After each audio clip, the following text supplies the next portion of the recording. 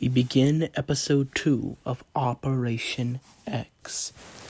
Shade had not really gone too far for the investigation due to the fact that many students were trying to force him to stop the investigation out of fear that they will die, like what the note around the rope that tied up Bobby by the neck and killed him.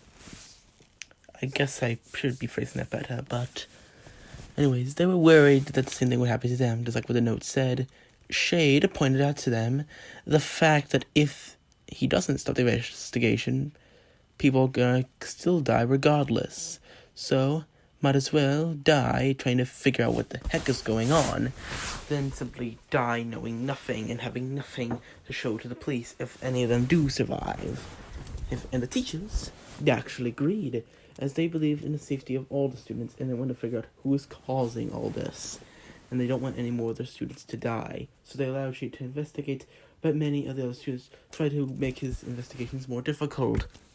But luckily for Shade, as it turns out, the teachers had built a specific room for those who did want to figure out what was going on. Well, it wasn't initially made for that purpose. It was mainly supposed to be a bunker for in case something bad happened on the island, but you can't exactly hide everyone in a bunker because that can make it easier for the killer to strike. So, this was used for people who wanted to actually further the investigations, not be bothered by everyone else, who essentially making it near impossible for them to get anywhere by either hiding off stuff, or being extremely loud, making it hard for them to concentrate. In the room, he found Ruby, as well as Tana. He was confused by why they were there, but didn't really care.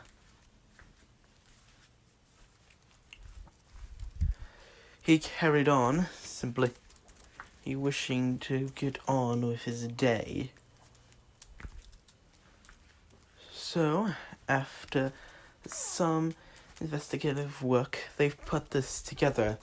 They believe that the animatronics of Dragon Arcade might have something to do with why it closed in 2006, and that Operation X was an attempt to bring it back with different articles and even other clues they had found, as within the time that Shade had found Bobby's body, a few more people had died, and there was more clues surrounding them, including another appearance of an animatronic from Dragon Arcade, a Yeti creature.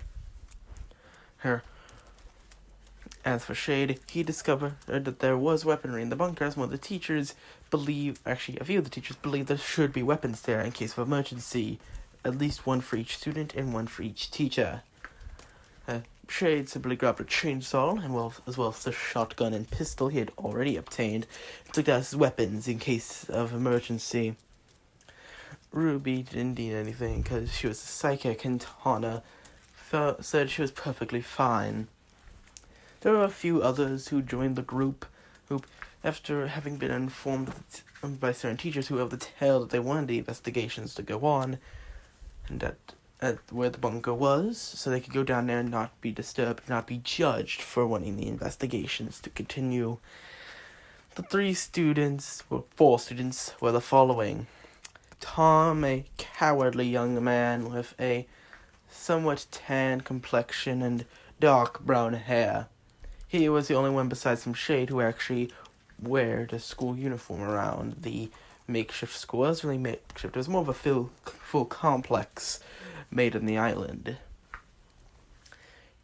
He had actually noticed something that Shade had also noticed. The fact that it kind of felt like time was kind of weird there.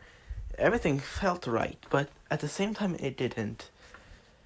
They would soon learn why, but you'll have to wait to figure out what that was. They would continue to try to figure things out. Another one of them was a girl named Tanya.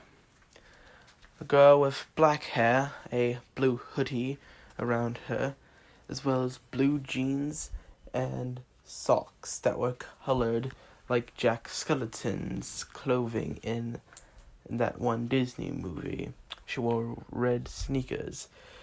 And it's quickly learned that she is actually a close friend of Ruby. And actually brought out a purple hooded jacket for Ruby in case things got cold. Ruby put it on just in case, since They don't know how long they're going to be in the bunker, and the bunker could be a bit cold. Another one of these students was a small boy with glasses named Gil, who loved technology and wanted to see if perhaps he could examine the animatronics to figure out what exactly Operation X was intended to do. And finally, there was Jerry, a boy with red hair, brown hoodie, tan pants, and some flip-flops, who Tom notably hated. The two constantly bicker, but one day, when coming into the bunker, there were a few of the teachers who decided they themselves wanted to get an investigation. Jerry was dead. There's some belief that perhaps Tom did it, but Shade points something out. Tom was too cowardly to do something like that. He might have hated Jerry, but he wasn't willing to murder him. He often preached about how his family would be ashamed of him if he did anything like that, and that any shame he feels motivates him as well as general morality. Shade stated that although I don't believe in such nonsense as morality or willing to maintain honor controls people are people, they're gonna do crap no matter what. To a certain extent, elements of those beliefs are true. So, we must put forth our ideas. It was there that they noticed red eyes glowing in the dark shadows of the bunker. One of the animatronics from Dragon Arcade had broken in. It was the animatronic known as Gary the Crocodile. Gary actually stated his father told him about that. It was actually the one animatronic he was named after, as he was some of the sources for some of their info on Dragon Arcade, due to the fact his father was a massive fan of the arcade back when it was around. But on top of Gary the Crocodile, not an animatronic from the arcade, but yet a tiny demonic imp with rags around him, as he said these simple words: "You will not discover the truth." As he said that, a chainsaw was quickly thrown, decapitating him. That chainsaw being thrown by Shade. The chainsaw ricocheted right back into Shade's hands. He grabbed it and began to fight against the crocodile. Well, he tried to be harder for the crocodile to chomp him by removing the lower jaw, the saw. Many of the others grabbed equipment to quickly hit the crocodile. But unfortunately for them, by the time they had destroyed the crocodile, the other students had discovered the bunker and were aware of what they were doing, and although the teachers were perfectly fine with the investigations continuing. This led to a riot. "You can't let them do this! We're all gonna die because of you!